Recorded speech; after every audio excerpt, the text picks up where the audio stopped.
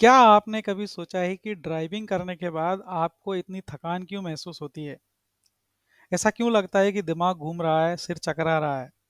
इसका मतलब ये है कि आपको फिजिकल थकान के साथ साथ मेंटल थकान भी होती है।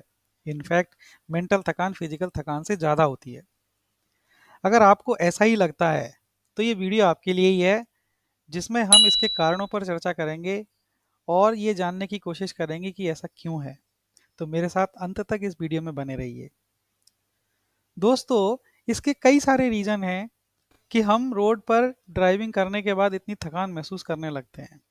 इसके कुछ सिंपल रीज़न्स हैं जो मुझे समझ में आते हैं, और वो हैं कि हमारे यहाँ कोई भी मतलब कोई भी एक्स वाई जी जो भी रोड पर है, चाहे वो किसी व्हीकल में है, जैसे कि कार, जीप, बस या ट्रक या ऑटो, टेम्पो या फिर मोटरसाइकिल, स्कूटर या इवन साइकिल, और चाहे वो किसी भी व्हीकल पर ना हो, जैसे कि पैदल्स रोड पर पैदल चलने वाले लोग, या फिर ठेला वेला लेकर जाने वाले लोग, या फिर कोई इवन रोड ही क्रॉस करने की कोशिश ना कर क्यों ना कर रहा हो।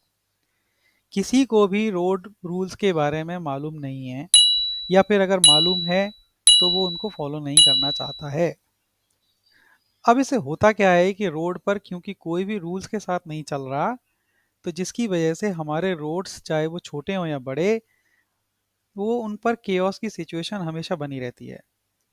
आप जब भी घर से बाहर रोड्स पर आते हो तो आपको हर जगह यही और बस यही दिखता है ना? ऊपर से हमारे यहाँ रोड्स का इंफ्रास्ट्रक्चर भी उतना अच्छा नहीं है ना? जैसे तैसे गवर्नमेंट रोड्स रिपेयर करवाती है, उसके कुछ दिनों बाद ही उस रोड में गड्ढे पड़ने लग जाते हैं, पानी भर जाता है, और रास्ता कहीं कहीं पर तो इतना खराब हो जाता है कि उस पर से गाड़ी निकाली भी नहीं जा सकती। इनके अलावा एक और समस्या होती है, और वो है आवारा पशुओं और जानवरों की। ये भी हमारे यहाँ रोड पर अपना पूरा हक जताते हैं। आपको गाड़ी चलाते समय इनका पूरा ध्यान रखना होता है। इनका तो मेंशन हमारे इंडियन ट्रैफिक सेफ्टी रूल्स में भी गवर्नमेंट ने किया हुआ है। गवर्नमेंट बोलती है कि जहाँ पर पशु या जानवर दिखें, आप अपनी गाड़ी की स्पीड धीमी कर लो और इनको बचाते हुए निकलो।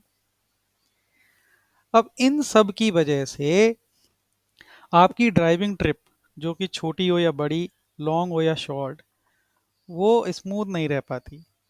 आपको हर टाइम हमेशा अलर्ट रहना पड़ता है, क्योंकि कभी भी कहीं भी कोई किधर से भी आ सकता है।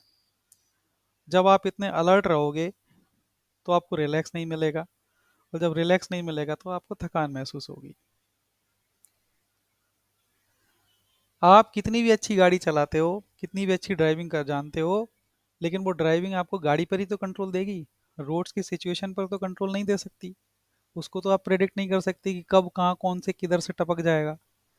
तो इसकी वजह से आपको इतनी थकान महसूस होती है, क्योंकि निगाह हटी तो दुर्घटना घटी, ये परम सत्य है। अब आगे बात करते हैं कि हम कर क्या सकते हैं। तो दोस्तों, हमने 3 प्रॉब्लम्स आइडेंटिफाई करी। एक तो पुअर रोड कंडीशन, जैसे कि टूटे-फूटे रोड, गड्ढे, pot holes, man holes etcetera. दूसरा, रोड पर आवारा जानवरों और पशुओं का घूमना या बैठे होना। और तीसरा, रोड पर किधर भी और कैसे भी घूमते हुए लोग, गाड़ी में या गाड़ी के बाहर, जो बस अपनी मंजिल पर पहुंचना चाहते हैं, जिसके चक्कर में वो ये ध्यान नहीं देते कि हम कहीं किसी और के लिए असुविधा तो नहीं बन रहे। मतलब रिजल्ट, रैश ड्राइविंग, बेफिक्र बेतरतीब से उल्टी सीधी चलती हुई गाड़ियाँ। इनमें से सच बताऊं तो किसी भी रीजन का कोई इमीडिएट सॉल्यूशन नहीं है, क्योंकि पुअर रोड कंडीशन के लिए आप मेरी सड़क मोबाइल ऐप पर कंप्लेंट रेज कर सकते हो, या फिर अपने लोकल म्यूनिसिपल ऑफिस में जाकर कंप्लेंट रेज करा सकते हो, लेकिन मुझे नहीं लगता कि उससे कुछ होगा, और होगा भी तो इमीडिएटली तो नहीं होगा। हाँ, पर ऐसा भी नहीं है कि हमारी सरकार बिल्कुल ही कुछ नहीं कर रही है। पहले की तुलना में हमारे रोड्स अच्छे हुए हैं, नियमित रोड पर रिपेयरिंग भी होती है। बस गवर्नमेंट थोड़ा क्वालिटी पर ध्यान दे दे तो इतनी जल्दी जो सड़कों पर गड्ढे पड़ जाते हैं और रोड टूटने लगती है, वो नहीं होगा, उससे बचा जा सकेगा। हम उम्मीद कर सकते हैं कि आने वाले समय में, आने वाले कुछ सालों में हमारे रोड्स अच्छे हो जाएंगे। रही बात रोड्स पर आने वाले पशुओं और जानवरों की, तो भैया इनका तो कोई कुछ नहीं कर सकता।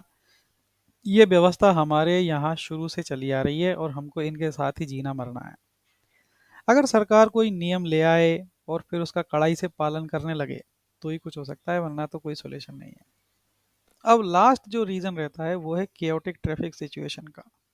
वो ज़रूर सुधारा जा सकता है। जी हाँ दोस्तों, आपने सही सुना, उसको सुधारा जा सकता है।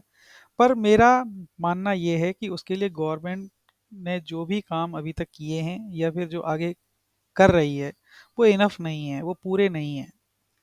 हमारी रगों में ये केओटिक व्यवस्था इतनी गहराई तक बस गई है कि हम इससे ऊपर निकल ही नहीं सकते।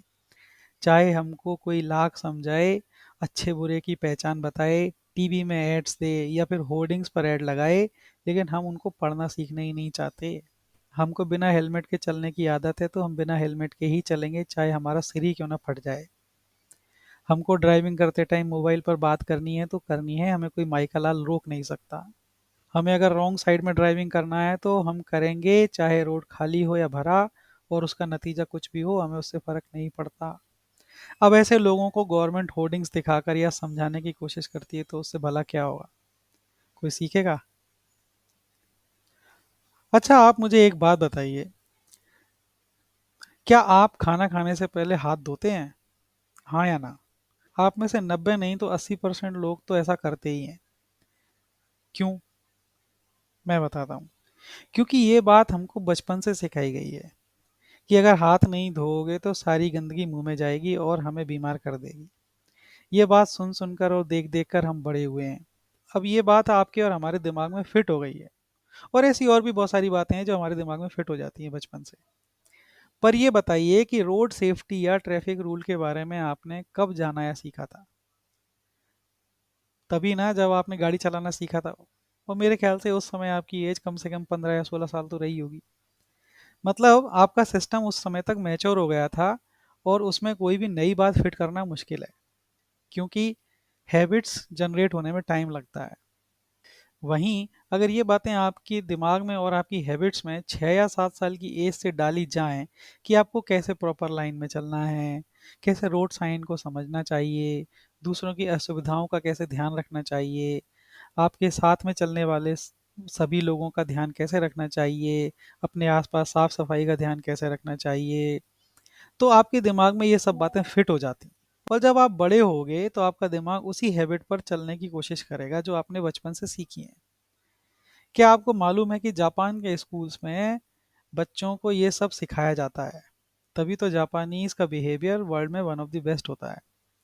अगर हमारे स्कूल में भी ये बातें सिखाई जाने लगे हैं, अगर गवर्नमेंट सोशल बिहेवियर का एक पीरियड सभी स्कूल्स में ज़रूरी कर दे, जहाँ पर कि ये सारी बातें सिखाई जाएं, तो हमारी आने वाली जनरेशन सुधर सकती है या नहीं? और यही हमारे ट्रैफिक के साथ साथ और बहुत सारी समस्याओं का समाधान है। कम से कम हम अपने आप को नहीं, हमारी आने वाली जनरेशन को सुधार सकते हैं। आप सोचिए और विचार कीजिए। आज के लिए बस इतना ही, फिर मिलूंगा आपसे एक नए टॉपिक के साथ।